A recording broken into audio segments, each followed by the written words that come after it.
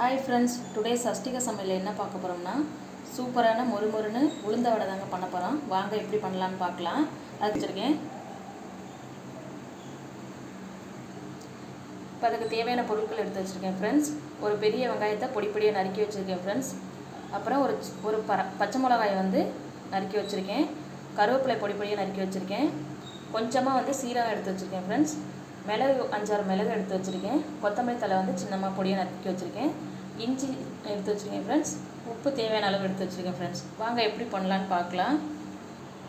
இப்போ எடுத்து வச்சுருக்கிற அந்த உளுந்தை மிக்சிங் பவுலுக்கு மாற்றி பொடி அடித்து எடுத்துக்கலாம்.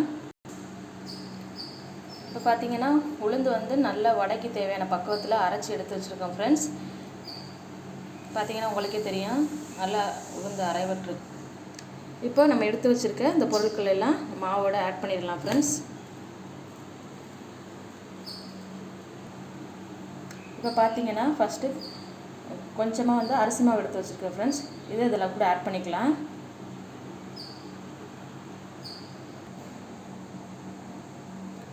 இப்போ எல்லா பொருட்களையும் இதில் ஆட் பண்ணிட்டோம் ஃப்ரெண்ட்ஸ். இதை நல்லா பிணைஞ்சு எடுத்துக்கலாம். மாவை நல்லா பிணையணும்.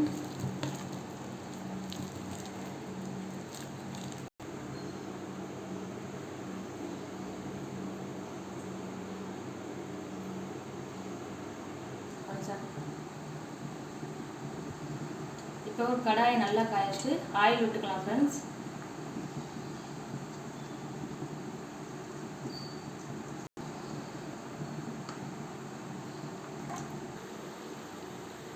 இப்போ எண்ணெய் நல்லா சூடாயிடுச்சு ஃப்ரெண்ட்ஸ். இப்போ நம்ம வடையை அதில் போட்டுடலாம்.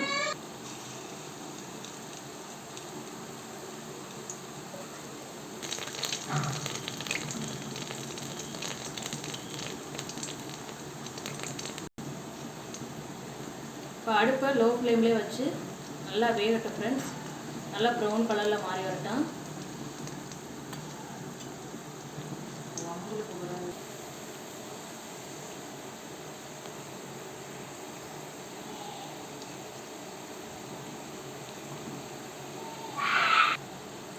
இப்போ பார்த்தீங்கன்னா வடை நல்லா வெந்து வந்துடுச்சு, ப்ரௌன் கலரில் மாறி வந்துடுச்சு ஃப்ரெண்ட்ஸ். இதை நம்ம இன்னொரு பிளேட்டுக்கு மாற்றிக்கலாம்.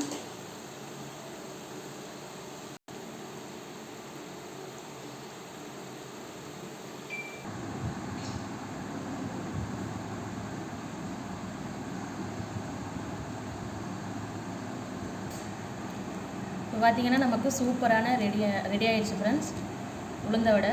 உங்களுக்கு இந்த ரெசிபி பிடிச்சிருந்துச்சு அப்படின்னா லைக் பண்ணி, ஷேர் பண்ணி, கமெண்ட் பண்ணுங்கள். மறக்காமல் சப்ஸ்கிரைப் பண்ணுங்கள். Thank you friends.